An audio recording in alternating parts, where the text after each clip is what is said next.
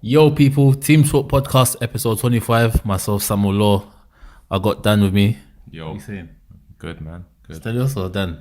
What should I say? Dan Stelios, man. Dan Stelios. What are you saying, bro? Yeah, man. We went about last week, international duty and all that. But we're back, Premiership action, Premier League action. We just finished watching Liverpool, Tottenham. Good game. Very good game. Very good game. Liverpool, Tottenham always got good games though, man. Obviously the 2-2 last season at Anfield, that was an entertaining game. And again today. Yeah, I think it's just because you got two attacking teams, two teams that always go for the win, which is both needed it, innit? They both need it. Obviously Tottenham fighting for top four, Liverpool fighting for the league. So and you know, from obviously everyone knows my stance. I want Liverpool to win the league, so I was happy to see them come out with a W. Very fortunate with the goal. Alderweireld madness, but yeah, man. It was Lloris's fault. It wasn't Alderweireld. Nah, Alderweireld could have done more to get it off the line, man. If you look at it, he wasn't expecting it. I hear that. I understand. Like Lloris put the ball in danger. 100%. Lloris, it's a combination between the two. Like facts, because like Alderweireld, I think when he tried to clear it, he kicked the ground. Like it was. He could have done a bit more to at least. If I saw more of an effort from him, then I would have said, yeah, do you know, Alderweireld. You could have fair enough. You couldn't do nothing about it, but it looked like he could do more about it. If that makes sense. What did you think about the lineup when you first saw it? Like Tottenham's lineup. Obviously, Son was on the bench. Yeah, so I mean that was a big surprise. Obviously, you expect Son to start in a game like this of this magnitude, but international break. Lucas was obviously fresher, so it probably made sense for Poch to throw Lucas in the lineup, but at the same time, and Lucas scored as well. So you know you have to look at the decision. It paid off in some way. It just didn't pay off enough, obviously, for them to not get the win. But so it looked like obviously first half Liverpool were exposing Tottenham's width. Yeah. So Robertson and Trent Alexander-Arnold. Yeah. Who, by the way, both of those guys are just top. They're actually top young players. Top fullbacks, man. Like I loved the way Liverpool set up in the first half. Like the way they stretched Tottenham. I mean, the ball from Robertson for Firmino's goal. That was a peach of a cross. He had so much space to even put the cross in, though. Obviously, if you look at Tottenham, the way they set up with 3-5-2 or 5 at the back, whatever. Yeah. So Trippier, when you got to look behind you at, he didn't need to look at. Even Suda said it. I'm saying if you look at the setup, yeah, as the fullbacks or the wing backs, yeah, you got to look in front of you and see Robertson and Trent Alexander, and then you have to watch behind because you got Salah and Mane. No, but Alderweireld had it. So like even Souness's argument, Souness is a defender, by the way, one of the best defenders in the league when he was playing. But he was saying that Trippier didn't get out wide enough. He didn't get out to Robertson enough quicker. And I agree as well. He should have just gone out to Robertson, stopped the cross, and if anything, if there was a through ball, Alderweireld would have read it. Do you get what I'm saying? I think it's easy to say that in hindsight. Like, you should. In hindsight, it's easy to say that, but I think, yeah, man, it's very tough as a fullback to decide, like, make that decision straight away, simply because you know that if I get blamed, if I go too much, commit too far forward, and Mane's in behind and he does a madness, then I get blamed for that. Yeah. So what do? I'd rather watch he probably considered it the lesser of two evils. I'd rather make sure that Mane's covered, and then hope that my midfield can come in or compress Robertson. Do you get what I'm saying? So I think that's probably what he's thinking, but it's just, unfortunately, it was a great cross and a good header. Second half, Tottenham changed it, switched it up. They were better in the second half. Forward at the back, that's why. They put forward at the back. Yeah, man. The second half, I think if Son was on for longer, we probably would have seen Tottenham. You saw it straight away. When he came on, he changed the game. That Virgil van Dijk covering, like when let's talk about that, man. That was ridiculous defending. That's defending 1-on-1. Like the way Neville broke it down as well. Yeah, he said, "Listen, literally, it was less of two evils." It's like, okay, Sissoko. Not only is Sissoko got the ball, but Sissoko's on his left. Yeah, and that played a major part because if I feel like if Sissoko was on the right, he might have even gambled and gone into Sissoko. And stopped that shot. But because he knew he was on his left, he thought, alright, cool. Try and beat my keeper with your left foot. Like, he cut off that angle. Sissoko was looking left and right, like, bro. Do you know what I'm saying? Because he's like, is he going to move? Bro, he was like, is he going to move? He was waiting for him to move. And you get me, he did not move. Like, nah, seriously. Yes. But even Sissoko, he should have done better with that chance. Though. Come on, man. At least get it on target. Challenge. But even before that, the build up to that, like 2 or 3 times, Spurs broke with like 3 passes. They were one into the other. Yeah, but I love that. Yeah, but then I love the fact that Klopp went 4-2-4. Like that's you know what I'm saying, because it's like Klopp's like, look, if you look at the title race, yeah. So Man City, bear in mind, Man City still have to go Tottenham. Yeah, he knew that today we have to get the win. If we don't get the win, we are in serious stew. Because why? There were how many points? Because if you look in comparison to fixtures, yeah, Man City, like I said, Man City have still got to play Tottenham, and Man City have got to play United. Liverpool have to play Tottenham, and Liverpool had to play Chelsea. So those are the two. If you look at the balance of probabilities here, those are the 2 fixtures that are tight. You get what I'm saying? Yeah. So, and outside of those fixtures, Man City have the harder bunch. They still got like Leicester, etc. Yeah. So I think Tottenham is a team that can give anybody trouble on their day, whether it's home or away. That's the type of team they are. And I personally, I'm putting a Tottenham win on against City. Like I've already said, I'm calling that now. The Champions League or the League one? The League one. It's because of the Champions League. I think they're going to win the League one. I think City will go through in Champions League, but Tottenham will learn from that. And I think it's after the second leg, that's when Tottenham play City. So they'll be prepared for that game. But yeah, that aside, I think Klopp knew that if I win today, then the pressure is on. You saw what it meant to him at the end. 100%. You see how they were celebrating? Because like I said, like I'm sure these guys have analysts and stuff who look at the fixtures and say, look, we need to make sure this is a win. We need to ensure this is a W. Like, because it's going to put pressure on them in this way. Yeah. So, and I think it's clear, man. Like Tottenham City is now the game to watch, and because I personally like United, I think that's a win for United as well. And I think those are the 2 games that are going to come back. You reckon United will beat City at Old Trafford? I called that for when you did. Early. But why, what's giving you the confidence? It's the way United are playing, man. I know yesterday wasn't a great game. Yeah, we'll talk about that after. But is it because Social's at the wheel? Is that what you're saying? I don't want to say that, man. I don't want to get caught in that trap, man. I don't want to get caught. So let's talk. So have we spoke about Liverpool? I want to go to City as well. Let's look at City. Yeah, because obviously, but this title race, isn't it? So it's fitting. City. How do you think they did yesterday? Routine, but the first half. Sorry, the first half they played Fulham off the pitch, which is right. Of course, they're going to do that. But they didn't translate into goals. That's what I'm saying. It was two bad bits of defending from Fulham that led to the goal, and that's been the story of the whole season. Do you know what I'm saying? Come on, man, that's harsh, man. So it's harsh to say that Fulham's defending all seasons. I thought you meant City. No, that's been the story of Fulham's season, bro. Like their defense has just been a shout. Like in big games, like even the game against Chelsea, we had no right to get that win. Like I know Jorginho's goal was very good, but the goal before that wasn't good defending. Like they slip up, they lose so many points because of bad defending. And yeah, man, City just done what they needed to do. So they got the W. Aguero's finish, fantastic. Bernardo Silva proving to be one of the best midfielders in the Premier at the moment.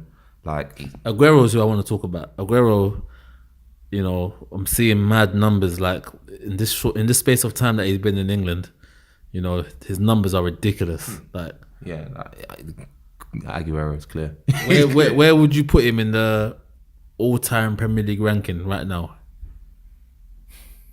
As a striker or in general? Best striker. He's top 3. Ever? Yeah, in the Prem, top 3. Ever? Yeah, he's top 3. Who's your 3? Well, Henry's first. Okay. Like, I have to give it to Henry. Henry first. Who can go before Aguero? Obviously Shearer probably, but just because of the numbers. But even so, in terms of impact, I still choose Aguero over Shearer all day. Shearer. Yeah. And then Shearer? Or? Nah, yeah. Maybe so. I'll give Aguero second then. I'll give Aguero second, to be honest. Who would you say?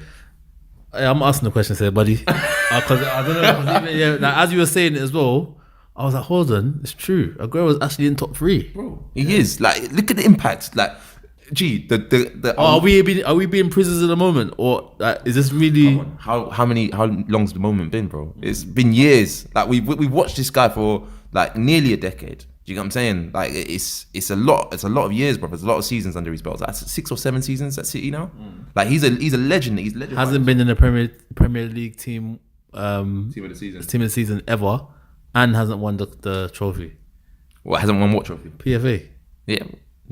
I know, but it's hard to say, man. But for me, he's still got to be going down as one. Shearer's got to be in top 3 only because the numbers don't lie. So Henry, Aguero, and Shearer. Yeah, I say I'll put it in that order. If I have to pick between the 3, that's the order I pick. And I only choose Henry just because. No, Henry's the best. Henry's the best. Yeah, that's what I'm saying. The impact, the impact he had for his team is ridiculous. But Aguero has equally the same impact. You can say. Let's talk about your boys, man. Boy. You lot caught live today, man. Oh my god. How did Chelsea pull that off? Like I'm watching it, 1-0, I'm smiling, my daughter's running around. I'm like, this is a good Sunday, man. Liverpool, Tottenham after this. And then you score offside goal out of nothing. Offside, like but keep it a buck, man. Yeah, listen, I'm hands up. It was a very fortunate victory. We were very, very lucky. Very lucky. I'll openly say that. But at the same time, how many times do we watch teams get victories because of offside goals? We've seen it for United for years. We've seen it for like Liverpool, Arsenal. Like it happens. But then 2 minutes later, you should have got a red card. That was of course it's a red card. I can't say. What do you want to do? My hands are up, bro. My hands are up. My hands are up. Like it was a red card. We're fortunate for him to only get a yellow. Warnock lost it. He was losing it all game. Like after that, even abused Aspilicueta. It was like, you was offside for your goal and that. Like, and then at the end where he stood in front of the referees as well. Yeah, man, he lost it. But you see your fans though, fickle. I think it was 7. What do you say? Fickle, man. Like it's getting to me, man. It's really getting to me. It's really getting to me when they're chanting. How can you? We're 1-0 down at Cardiff. Yeah, we're not 3-0 down. We're not 4-0 down. It's not Bournemouth. Do you know what I'm saying? We're 1-0 down. We can still win the game. Like we won the game. Yeah. And you're singing F Sarri ball. Like, is that meant to motivate the players to push on and get the W? It's stupidity. Then he said, we want Sarri out. It's stupidity. Like, Sarri, I'll continue to defend Sarri. What would you say? Yeah, go on. I'll continue to defend Sarri. Like, I've had this argument with people in the group. I've had arguments with my friends. I will continue to defend Sarri, yeah? At the start of this season, I said it on this podcast, our squad is not good enough. We have a very average squad, bar 2 players, Kante and Hazard. Take them 2 out, our squad is, you can get Everton players and Wolves players walking into our starting 11. Yeah. And Sarri managed to go on an unbeaten run with that team. Yeah. Where we were overperforming. Yeah. Obviously the Jorginho thing got figured out. And now he's trying to find the tactical adjustments that he brought. Is he though? He brought Jorginho. This is what people's arguments. Yeah, exactly. He brought Jorginho off today. He's learning from his mistakes. He brought Jorginho off against Wolves. We were 1-0 down. We came back 1-1. Do you know what I'm saying? So he's learning. Why not start that way? Because he's got a system, and if his system doesn't work, you revert to plan B. You don't put plan B ahead of plan A. So because people say he hasn't got plan B.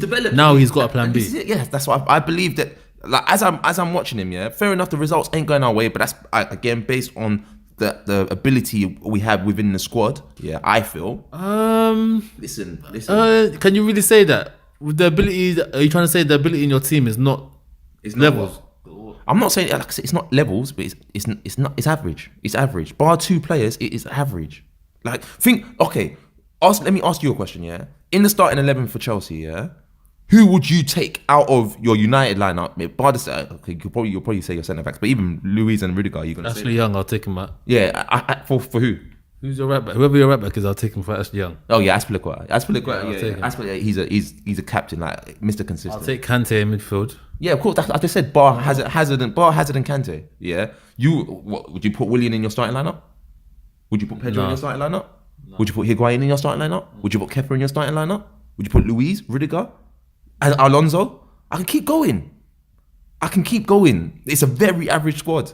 Yeah, like we've got stars coming through. Like if Hudson stays, fingers crossed. Loftus-Cheek came on today. Sarri made the decision, brought Loftus-Cheek on first. And he Klopp, yeah, if you look at Klopp's first season, look at Pep's first season. Pep finished 4th in his first season. Yeah. People didn't give up on Pep's philosophy because he's proven it elsewhere. Because Sarri hasn't got those accolades under his belt, people are like, Sarri ball doesn't work. It's his It's first not even season. people. Like, obviously, a lot of people are saying it, but your own fans. Yes, because it's fickle. It's fickle. They don't understand it's a process. Like they're used to. We've been spoiled. Like Mourinho's come in, won the season first time. Ancelotti came in, won instant success, and that's what we've been used to. But me as a Chelsea fan, looking at the transition, like now it's like it's like okay, as a football club, we need to evolve now. We've got to the point where the investments come in. We've used that investment well in the sense that we've developed a great youth academy that's producing great players. We've won so many youth championships. We're at a point now where it's like we've got the Champions League. We've won every top trophy possible. So it's like let's build our club for the future. So let's try and find either a manager who's going to bring a philosophy, a style of football that can be built on work. It's worked elsewhere, but fair enough, it hasn't produced any titles. But we've got the resources to give the guy that can make him maybe potentially provide titles and trophies. We're still in the Europa League. If we win Europa League, that guarantees us Champions League next year. We're in a great position for the team that we have. So do you reckon you're going to get top 4 then? This has been my and R. Like I don't know. I really don't know. Like that's the one thing. I'm confident on Liverpool winning the league, but top 4, that's the one thing I'm very unsure about who's going to get it, because right now Arsenal's fixture list is very, very light in comparison to the rest of the top 4. Man United's playing good football. Yeah, let's talk about United, man. Let's talk about United. Let's talk about United. Actually, Solskjaer got given a 3-year contract. What do you, as a United fan, what do you feel about that? I mean, obviously I wanted Poch in it. Poch is who I wanted. Even after today. Huh? Even after today. No, I'm saying Poch is who I wanted. Yeah, originally. We all know this. There's no secret, yeah. 100%. From episode 2 I was saying it. And the thing is, you laughed. You was like, nah, you can't get Poch. And we could have. But no one envisioned this to happen. That Solskjaer's going to come in and do what he's done, innit? Yeah. So obviously now he's done what he's done. Like, we have to give him a chance. And my thing is, Poch will still be there. Like, I'm not even in a kind of boastful way, or an arrogant way, but we are Man United. If we want Poch after, and if all goes tits up, we'll get Poch. Do you get me? But yeah, man. Like, if you want my opinion, yeah, I personally think it's probably the biggest mistake United could have made. Huh? It's the biggest mistake they could have made. Like, I think they should have let him run till the end of the season. Okay, yeah. People have said this. Yeah. They should have let him run to the end of the season, man. I think simply because, like, by giving him the job now, like, you still got the semi-final of the quarterfinals of the Champions League. You're in a position where you still got to be fighting, yeah. And I just feel like, even if you look at the performance yesterday, compare that into the performances like before the contract. I know it's only one game, so you can't really say it, but I just think it's a thing where just keep the hunger there, man. Keep the hunger there. And it's like, now, we're just gonna reward it, because if it all goes tits up, it's like, now that's gonna be your 4th manager like that you've had. Do you know what I'm saying? So whereas if it was a caretaker manager that messed up, as a caretaker, he's just stabilising the ship that you've been stabilising for the last 6 years since Fergie. But now it's like, okay, he's now the person to steer the ship. Yeah. Is he gonna buckle under the pressure? Like, you know what I'm saying, it's too early. It was too early, man. Way too early. I don't know, man. But we're gonna give Coach a call. Actually, let's give Coach a call and see. It'll be interesting to hear what he thinks, man. Yeah, let's see what Coach says. Let's give us a call a second. Coach. Hello, is that Coach? Yeah, Coach, man. Yeah, Coach, you're on the Team Talk podcast, mate. How you doing? Yeah, happy Mother's Day and all that. Happy Mother's Day. Oh my God, I didn't say Happy Mother's Day before. I think either. God, Happy Mother's Day, everyone. Yeah, Mum, I love you. Yeah. Coach, we're actually talking about Man United, yeah, and Stelios actually feels that United messed up by giving Solskjaer the 3-year contract now at this point of the season. How do you feel? It was the right time, man. It was the right time. The guy's proved himself beyond what anyone thought he was going to do. What he was brought in there to do was to raise the spirits, put smiles on faces, and all that sort of stuff. But the results that he's got is a results business that he's in at the end of the day. So the results that he got, he warranted what was going on. Because look at the managers we've been through. We've been through Fergie's favourite, doesn't work. We've been through the headmaster in Van Gaal, didn't work. went through Mourinho and his philosophy and what he thinks about football didn't work. And now they're back to basically square one, someone who thinks about the Man United DNA. And what I like about Solskjaer, like I said at the beginning, was that he knows the standards. He's already talking about bringing trophies and challenges and all that stuff. He's not talking about building for top 4 and top 3 and all that stuff. He knows what he needs to be doing. But now we just need to see if the board are going to back him. But in terms of what Stelios was saying, I think he deserves it, man. And he had to give it now because it's April. It's going to be finished. The season's going to be finished in May. Yeah, so we need to get on the ground and start getting these transfers done early. Announcing him in May or mid-May or when the season's finished is just pointless. It's wasting time. Yeah. Why is it though? Because why is it wasting time if you announce at the end of the season? Because number one, I think is it England now? It's only England that cuts their transfer window early. Mm-hmm. So when the season starts, so you're already out 2 weeks already. So you have to make up them weeks and transfers and stuff. And me, my biggest thing is transfers right now. Yeah, but the transfers can happen like before it's even been announced because this is him from my perspective. Yeah, by giving him the deal now, you've basically said that he's done enough. Yeah, like your own words, you feel like he's done enough. Yeah, you still got some very big games to go. Yeah, if we look at his biggest test, the PSG game. You guys were very lucky to go through. Fair enough. You went through like clapped hands off to like you got clapped to the guy. Yeah, you made the right tactical decisions in that game. But you still got a very long way to go this season. Yeah. At least if you reach the end of the season, you'll have all the results in, all the numbers will be in. Then you can make a proper decision. Do you get what I'm saying? Whereas now it's like you've made a decision just based off what I like to call the Ollie gas. Do you get what I'm saying? Like everyone is our social Ollie's at the wheel. Like. Now, what happens if he takes a left turn? Do you get what I'm saying? So, that's the risk. That's the risk that we're going to take with any manager. But you've been taking that risk since, and it's not paid off. Do you get what I'm saying? Like you've been taking that risk with like all the managers that you brought in. Moyes was a massive risk. Then you bring. So what I'm saying, when do you think we should announce him then? You should have waited till the end of the season. Yeah, but that's what I'm saying. Okay, what happens now? Yeah, if you guys go, let's take the situation of if Ollie didn't get the contract. Yeah, you lose all your next big games. Like you lose all your big games. You're out of the Champions League now. You lose against City. You get out of the top 4. You're not in the top 4 anymore. Like, would you still say that he deserves the contract at the end of the season? Of course he deserves. I'm not basing. I've already said when he took charge of Man United. It's not down to him. It's down to the players. What I'm seeing. I need to see if those are Man United players. Because I don't want to hear no excuses now. Second manager's coming. So before everyone was like, "Oh, Mourinho's not putting your arm around you," and this day and age the players are different. It's not like when Mourinho first came in. Okay, no problem. Now we got Solskjaer, who is about this generation of player, who will put the arm around your shoulder, who won't criticize you in the public, blah blah blah. So I wanted to see what the players were saying. I wasn't judging Solskjaer like that. What do you think? What do you think, Coach? What do you think of the people that say that for the board, that for Woodward, this is perfect because Solskjaer's not going to rustle any feathers. He's going to be like a yes man, like where the board can tell him, you'll go give him what we give you. He's not going to be like Jose and start going to the media and complaining.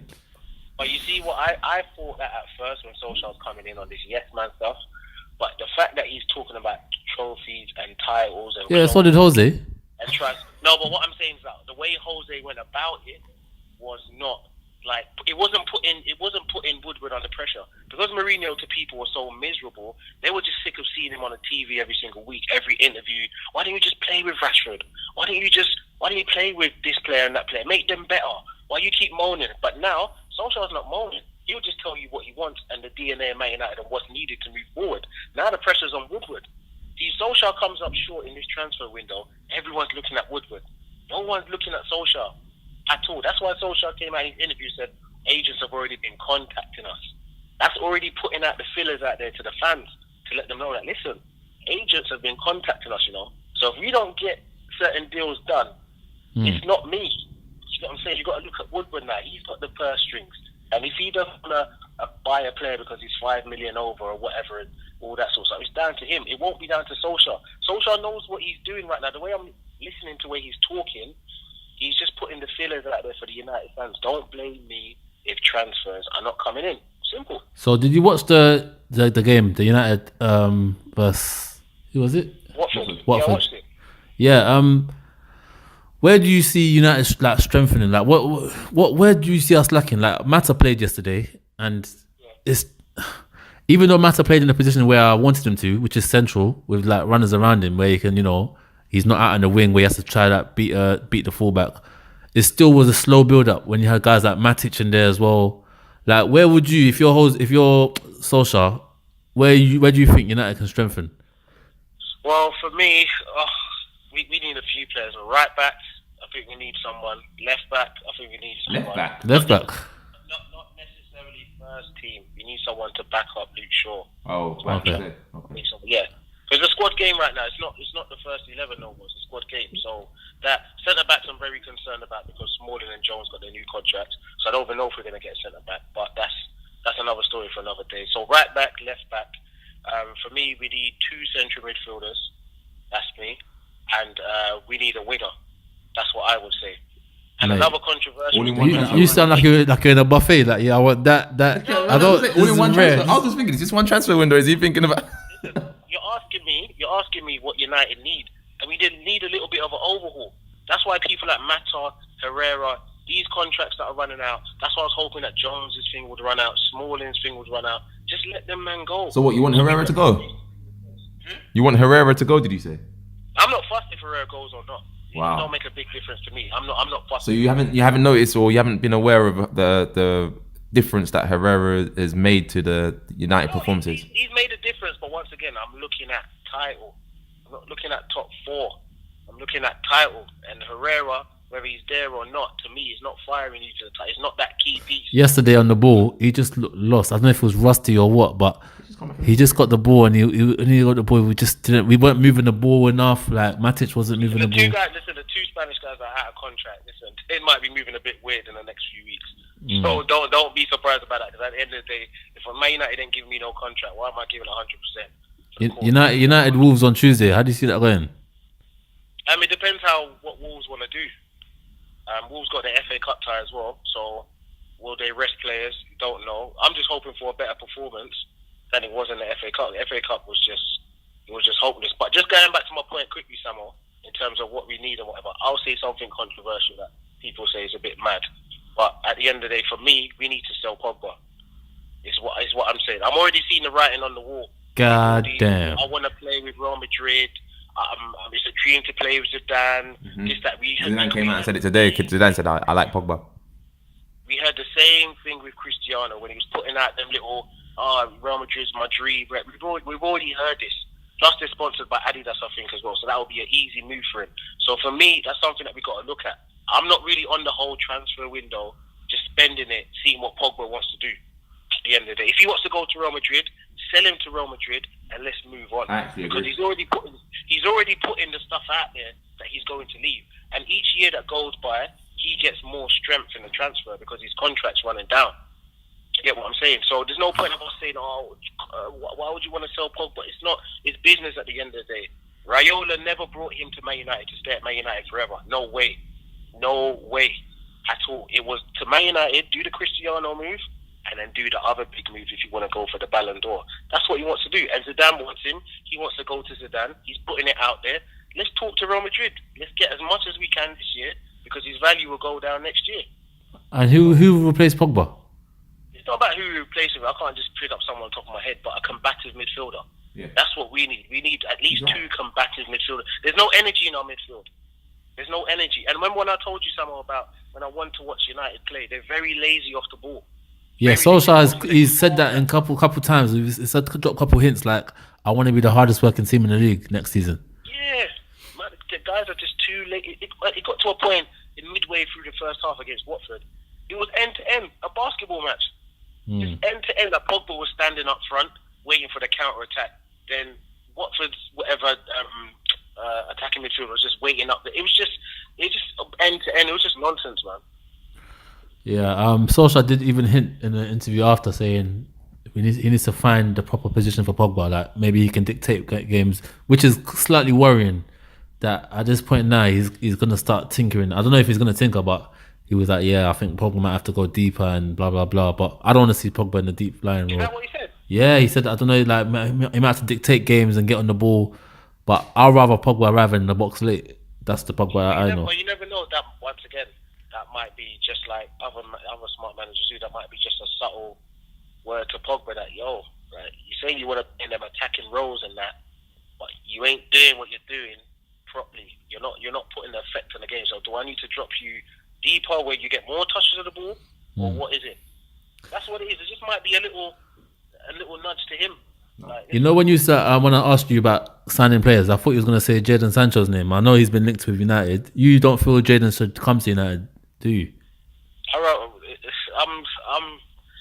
Listen, that's a bit of a long shot, man. Like going to spend 100 mil now on Sancho. I get it. You'll be long term. You'll be like 5-6 years and all that. Listen, if we got Sancho, I'm definitely not going to be mad. Definitely whatsoever, not going to be mad. But going for them sort of players right now, I need a bit more. I don't know what the word is I'm looking for. I need a bit more strategy. I need a bit more strategy in terms of what we are doing. I'm not just looking for the individual brilliance. Yeah. No, not the individual. Everyone's now talking about Sancho now, so now everyone has to go for Sancho. Do you get what I'm saying? Okay, I'm not on them sort of transfers. Like, look at the team, see what you need. Ask Dortmund, listen, will you take 80 mil, 90 mil? If they say no, forget that transfer. Don't let it delay for the next 2 months trying to drag our heels, trying to find that one big transfer. And we don't need to do that. Yeah, for real. Sancho, quickly before you come off the phone, Sancho obviously made his debut for England, yeah? Even the game today, Liverpool, Tottenham, yeah? Someone in my sports group was like, boy, that right back position is going to be tricky. They got Trippier, then obviously Trent Alexander-Arnold, and then even Kyle Walker. Then I was like, even Wan-Bissaka is coming up through the ranks as well. So it actually brought us into the conversation of England's team right now, yeah? They've got some depth, because even in the attacking positions, we said Jadon Sancho. Then you got Hudson-Odoi that played in the midweek. Rashford wasn't even there in the international period. Sterling's there. Yeah, Hudson-Odoi is better than Sancho as well. Huh? Hudson-Odoi is better than Sancho. I agree. You agree as well? I agree, yeah. Well, no, I think at driving, but I think Sancho has matured more, but that's mainly just because of experience. Yes, definitely. I agree, definitely. So what do you think about England's kind of the status right now? It's good, man. It's good. Like I told you about my boy Sterling. You get what I'm saying? People talking about Rashi. Look how he took his goal. Rashford scored yesterday, bro. I don't want to hear about Rashford. Yeah, I told you already. Not in my... Right now, if everyone's fit... Would Rashford start in that England team when everyone's fit? What you say? Would Rashford start in that England team if everyone's fit? Oh, no way. Start where? Well, what do they play? 3-4... 4-3-3. Huh? 4-3-3. Yeah. 4-3-3. Guys don't notice what England do, you know. No, I know it's 4-3-3, but I'm saying England, whatever formation Chelsea's playing is the same formation England. Okay, no, what? So when they switch to 3-5-2, yeah, when Conte, whatever team is in fact that's wrong. Whatever team's top of the league, yeah, that's a formation they always go with. So it's 4-3-3 right now. So you don't coach. If you do 4-3-3, he's not getting in that team. Who's the front three? Kane, Sterling, and who? Sancho. Has to be. No, you're saying Sancho. 4-3-3. No, coach, you told me 4-3-3. Kane, Sterling, and who? No. Listen, as much as I want to take Kane out, because I just think he's just the next Rooney and he's overhyped English or whatever. But he's got to play. He's the captain in it, so he's got to play up front. Sterling definitely. Do you know what I'm saying? First name on the team sheet and that. And to me, right now, it's a toss-up, man. Because if Hudson-Odoi keeps getting caps for England, yeah, and he's coming off that left-hand side like he was doing, I don't know, man. But right now, if he was going right now, it would have to be Sancho. It would have to be Sancho. Because Hudson's not playing games. Southgate's always saying, I want you to be playing domestically. Next season's going to be important, innit? Next season's going to be important for Hudson-Odoi, innit? So he'll get more games. If he stays at Chelsea, I'm sure he'll get more games than that. But right now, it would be Sancho, Kane, and Sterling front three. Let me ask you a question, yeah? Because obviously, being close to the source, yeah, me personally, my opinion, yeah, I feel that Chelsea, there's a political decision behind Hudson not playing at the moment. Like obviously the fact that Giroud came on when the fans were screaming for Hudson to come on today, but we opted to bring on Giroud. I feel like it's a political decision, maybe based on the fact that he hasn't signed his contract. They're like, look, we don't want to play people who aren't fully committed. Yeah. So we'll play you because we think you're good, but we're not going to start you, or we're not going to whatever. What do you think the decision is or what? Trust has been broken between the club and the player, 100%. On whose part? He was supposed to be playing many more games this season. Many more games. Just done. And the trust was broken. But before, I think it was more of a talk thing, as in we'll give you these. Okay, cool. You've backed up everything you've said since the youth system and that. He's not playing no under-18s football and all that nonsense no more. So he's grown.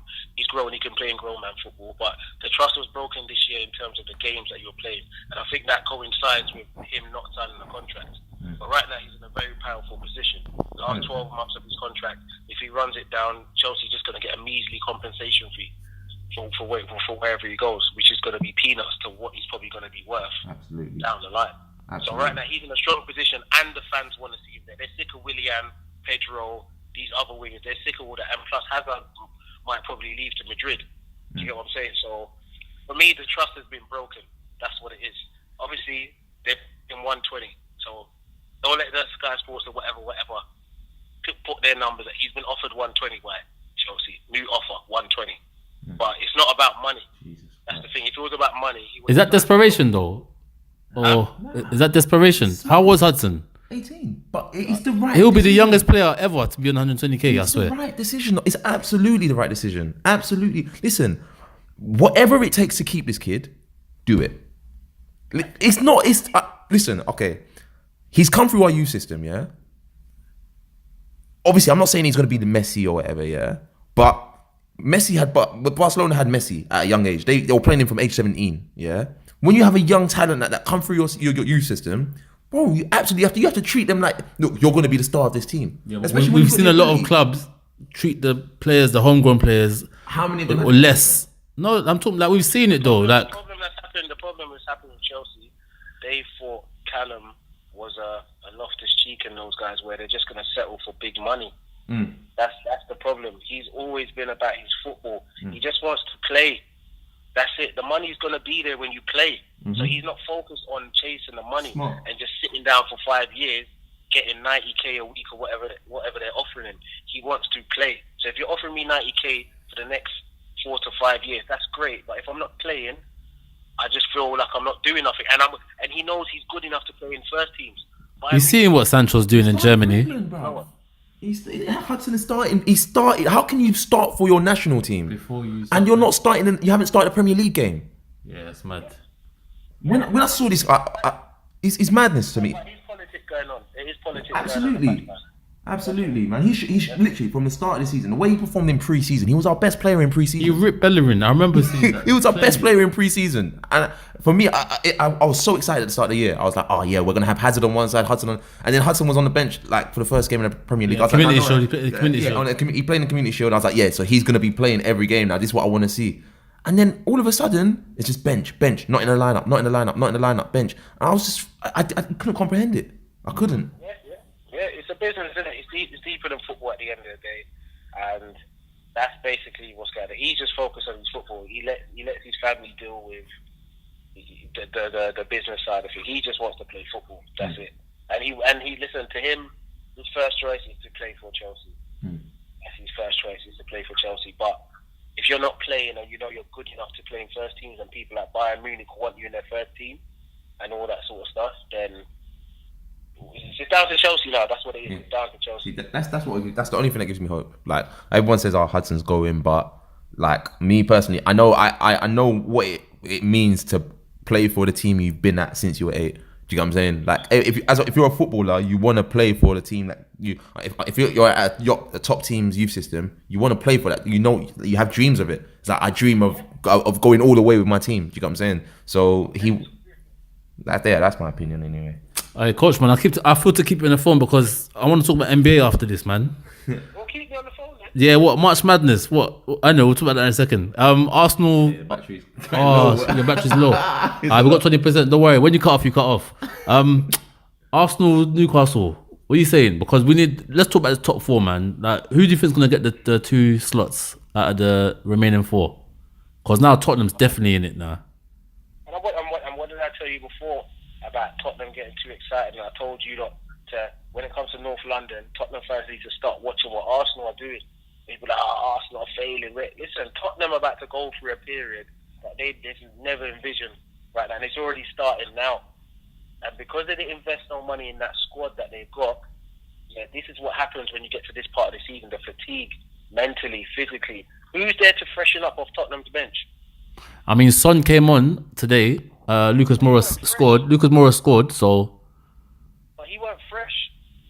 Yeah. That's what I'm saying. He weren't fresh. So for me anyway, Spurs are just doing what Spurs do anyway.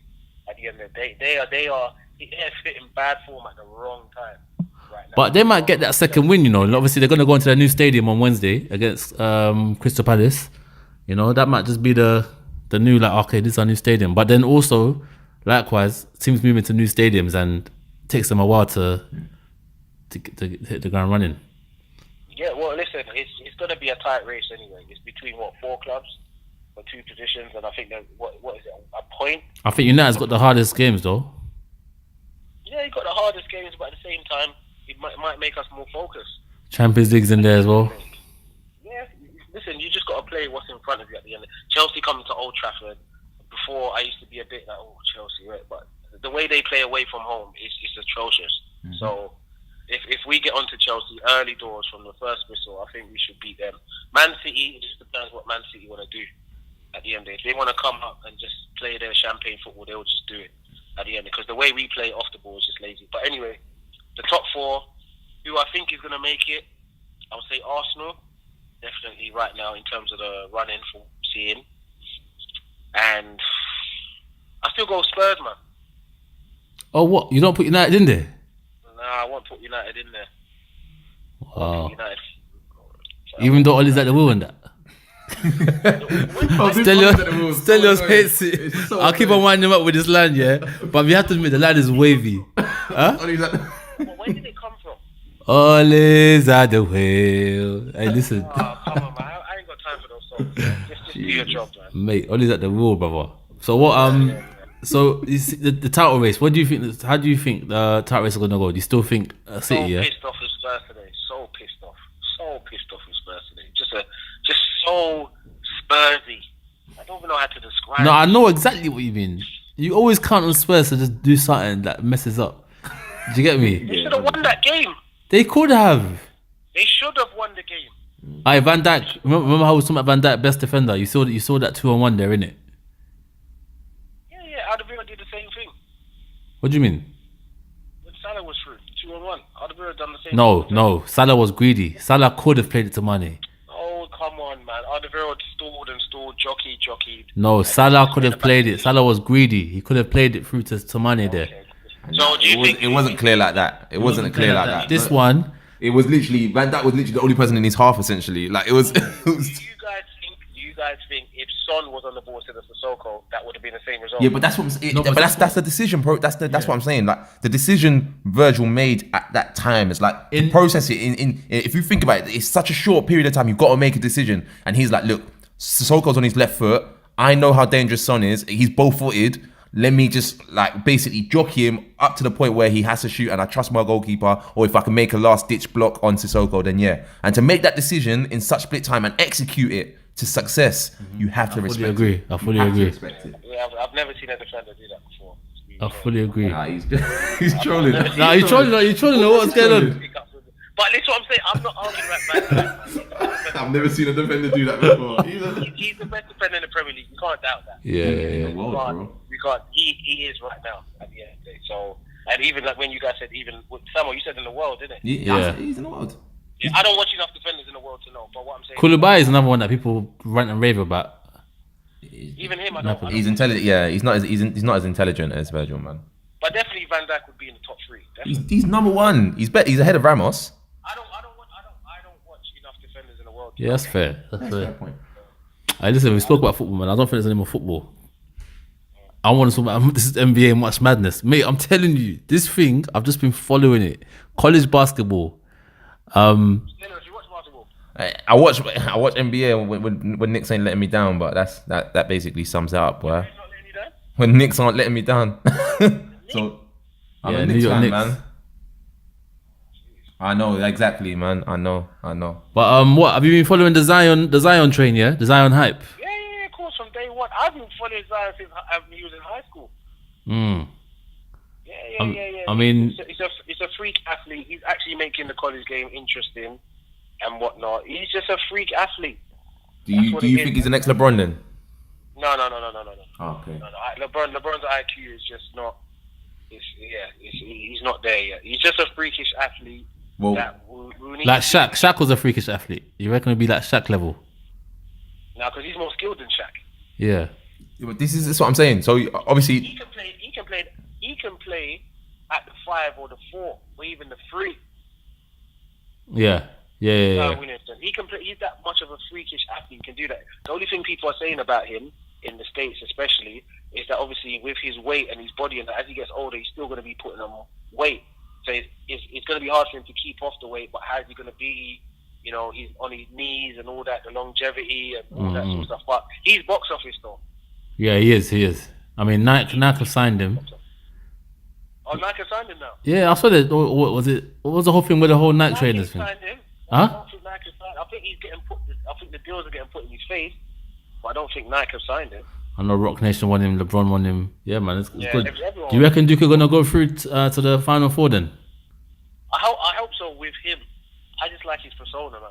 Yeah. I like Zion's persona, man. He's not over cocky, but he believes in himself. I like that sort of attitude. Right, so I like him with the whole Duke thing and all that. But without him, they're not going nowhere anyway. So what does he go straight to the NBA then, or what? How does it work? Because even Stelios was asking. What they've done, you know how America is all about the slave trade over there. They just do it in different ways. You know what I'm saying? So at first you can just go from high school straight to the NBA if you're good enough. Just like you can go to the army straight away if you're good enough. And then, but obviously colleges are losing money. So they want now the stars to go to college for at least 1 year. And then after 1 year, you're out of college and go straight to the NBA draft. That's why I call it one and done. He's a one and done player. So after this, he's gonna go straight to league then? Because this is his year, isn't it? He's going straight to league. And now that's why a lot of people are losing on purpose. Are tanking, yeah. They're trying to get him first draft. Yeah, to get the draft pick.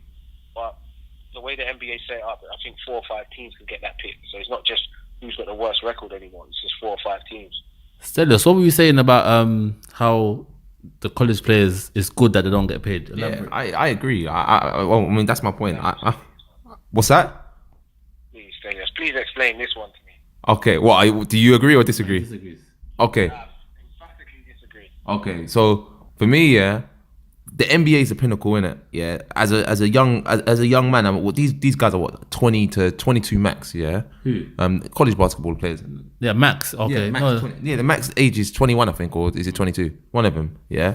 Like for them, they should be focused on one, their studies, yeah, and then secondly, the opportunity to play at the highest level, yeah. So to maintain that hunger, you experience what it's like.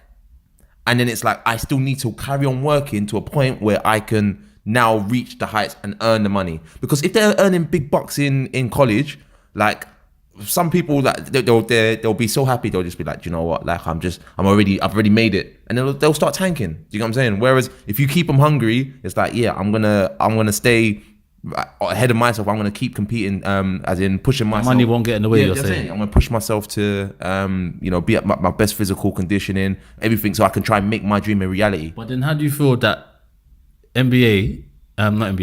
college basketball? There's so much money into it. Yeah. So you got television, but the money you got merchandise. Huh? The money goes to the colleges. No, the coaches eat as well. Yeah, of course. So why doesn't? But the players themselves, yeah, they're assets of the college. They're students at the end of the day. So the money can go to the colleges. Let it go to the college. Let it keep going there. Do you know what I'm saying? Let it fund so that the league can compete, can carry on in the way it does. They get a free scholarship. Exactly. They get free education. They're getting free housing. They're getting all of that. So it's a thing where they're getting enough, yeah, to keep them happy with, and you also put them in a position where they have to work for what they want. And then they can earn the money. Don't give them the reward too early, man. That's the problem with football. Like, look at these 18-year-olds, like 17, 18-year-olds. Hudson Odoi is about to get offered 120k. Like, some people might just be 120k. Boom, I'm just gonna sit on the bench and just chill, get me do my kick-ups. Yeah, like, whereas Like, in No, not even Hudson. You're skipping because there's another tier below that. I know people that want like 10k, 15k, and then these are like 18 years old. They're 18 playing in League 2, yeah, earning 4 bags, bro, a week, and they're happy with that. They're just like, yeah, I've made it as a footballer. They have it on their Instagram, semi-pro footballer or pro black, and that's it. To them, they'll tell people I'm a footballer. Like there's no hunger. So, coach, what do you think about that? Well, there's so many layers to this one. First of all, I think everyone should get paid because the amount of money that these guys bring in for March Madness and all that sort of stuff is just ridiculous. At the end of the day, the other day, Duke was playing North Carolina and President Obama was there, and it was like 10k a seat to watch a college game. So if it's 10k a seat, who's eating that money? No, but Stelios is saying that it's going to the colleges. Okay, it's going to the colleges, cool, but what I'm saying is that there should be different tiers of payment for each player.